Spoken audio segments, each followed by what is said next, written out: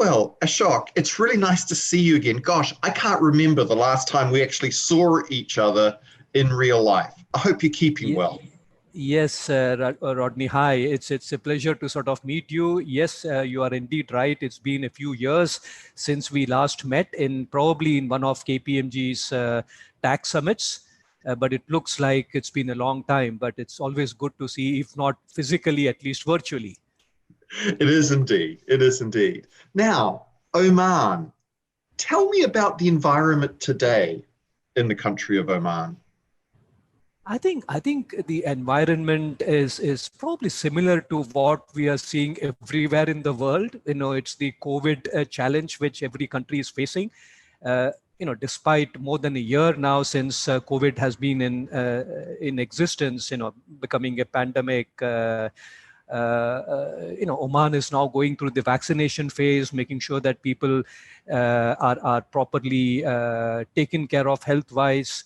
But that has had an impact on the economy. If I were to look at 2020, even before COVID hit us, we had the unfortunate demise of our longest serving leader in the Arab world, who was the ruler of Oman, who passed away in January 2020. And immediately thereafter, we had the COVID, the lockdown in the economy. So we have had lots of challenges, probably more than our fair share of challenges compared to the rest of the countries in the region. We have had, for example, because of the downturn in economic activity, the crash in the oil prices, Oman's deficit, budgetary deficit ballooned during 2020. Oman's GDP, debt to GDP increased significantly. I think we are now talking about 70% plus debt to GDP ratio, which is quite alarming, and that had its natural consequence in terms of the credit rating agencies downgrading Oman to below investment grade. So this was a big challenge to the new ruler. One of the positives of the Oman economy after the demise of the late Sultan was the quick succession to the new ruler.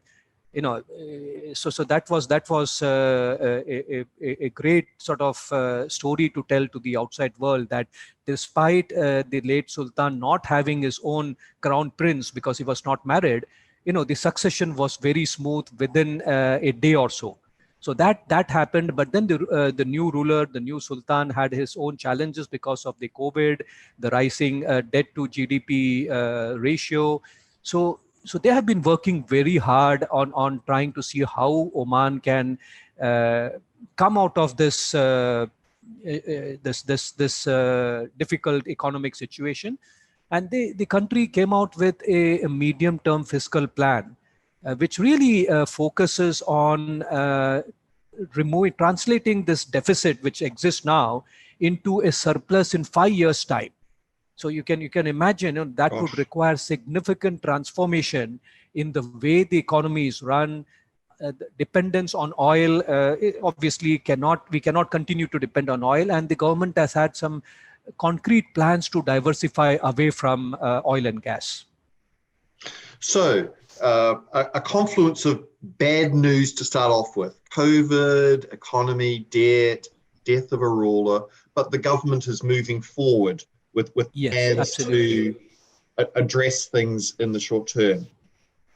Absolutely. In fact, because of the proactive measures taken, including what the government proposes to do in the medium term, in the next few years, over a period of 5 years, Oman has successfully raised borrowings in the international market at very reasonable rates compared to what people were worried Oman would have to pay.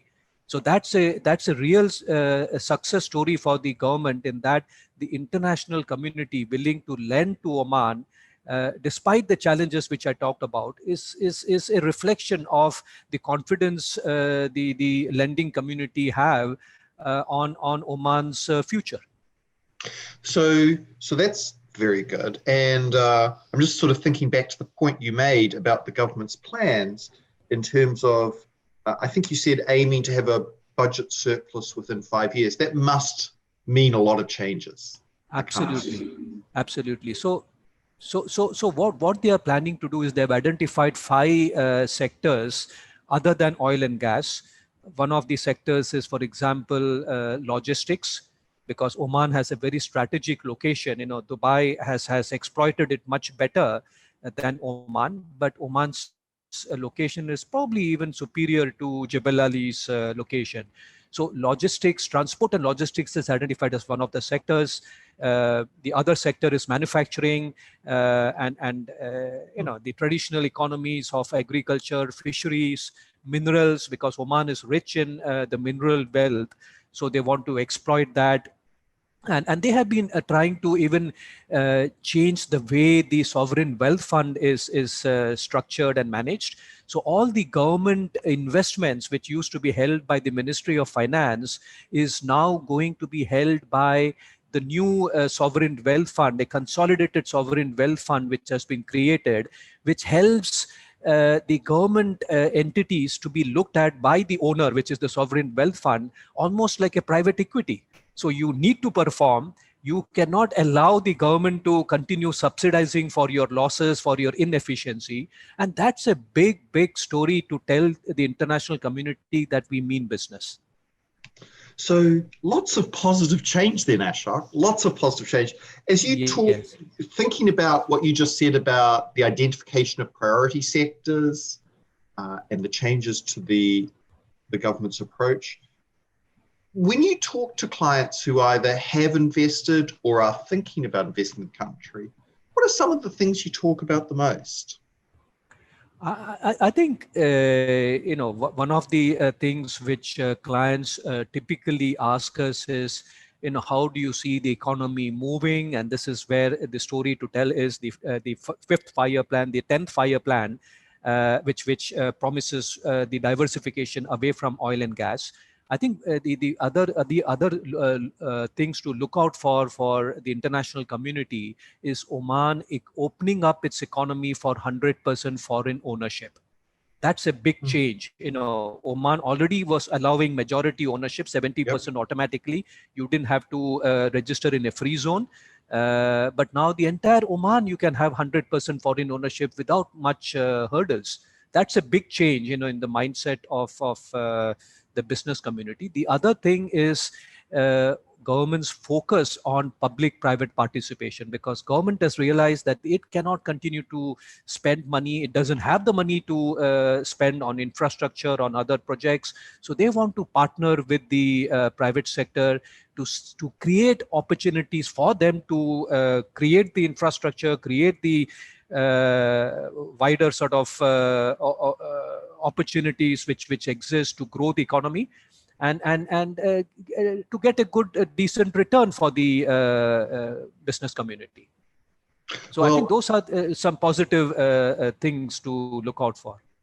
Well, Ashok, I got to imagine this is going to keep you super busy, right? The way the country is opening up, it's got to focus on budget surplus.